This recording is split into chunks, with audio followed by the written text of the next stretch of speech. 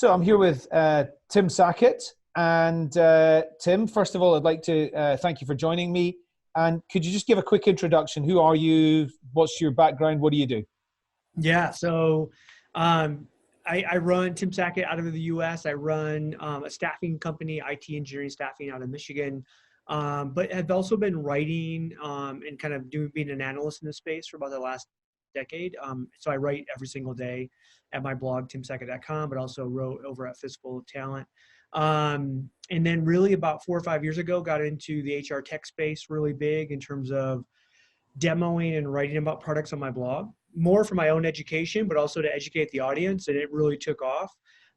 And so that's how I ran into companies like Candidate.ID and some of the great tech that's out there on the landscape right now. So just give us a quick mention about your book as well. You wrote a book last year? Yeah. So the Talent Fix is the title. And what happens is, like, when you start writing, like, and blogging every single day and then speaking and doing all this stuff, people come to me every day, multiple times a day, with questions like, oh, well, what would you do for this? And how would you do this? And at a point I got to, like, the capacity just became an issue. So I said, I'm just going to write a book, and it's all in there. there's everything that was in my head is on now in a book, and you can just have it all for the low price of $24.95, right? I tell people the hardest thing I've ever had to sell in my life is a book. I mean, people they want really free advice, or they'll even pay me tens of thousands of dollars to come and meet with them in person at their company and do stuff, but they won't go buy a $25 book and read it, which gives them the same. Yeah. That's funny. And so selling a book must be really hard, because it's hard enough selling staffing solutions, let I alone know. selling a book. No, it's way easier to sell staffing solutions than it is to sell a book. Yeah. Okay, so my first question for you is, why do you think it's important for organizations to be nurturing their candidate databases today? Yeah, Adam, whether you're on staffing or whether you're RPO or whether you're corporate talent acquisition, we spend so much money, time, resources total to really build a database.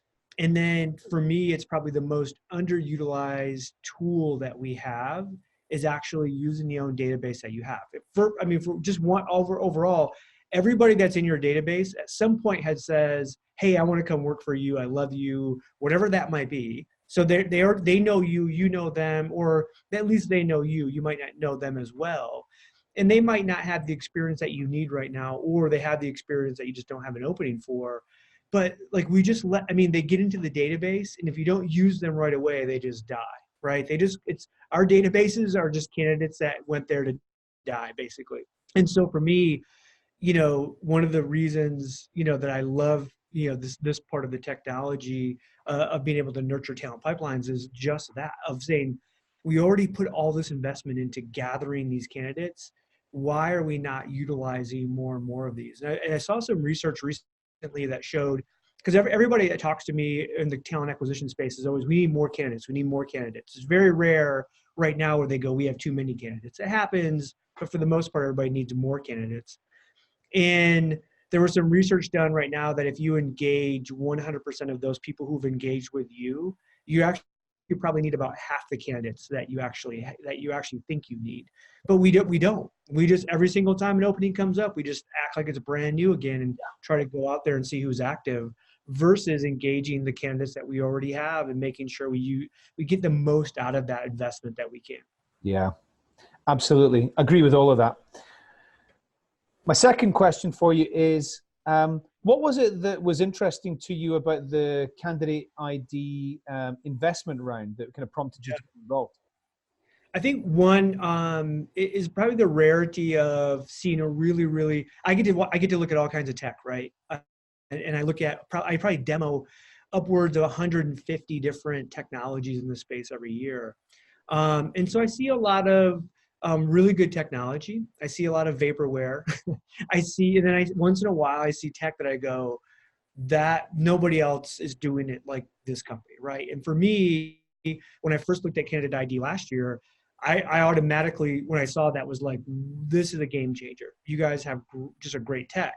And then to be able to actually put that investment, my own money behind that kind of technology, for me was a no-brainer. I thought, this is something I actually would use in my own shop, and we're actually going to use in my own shop.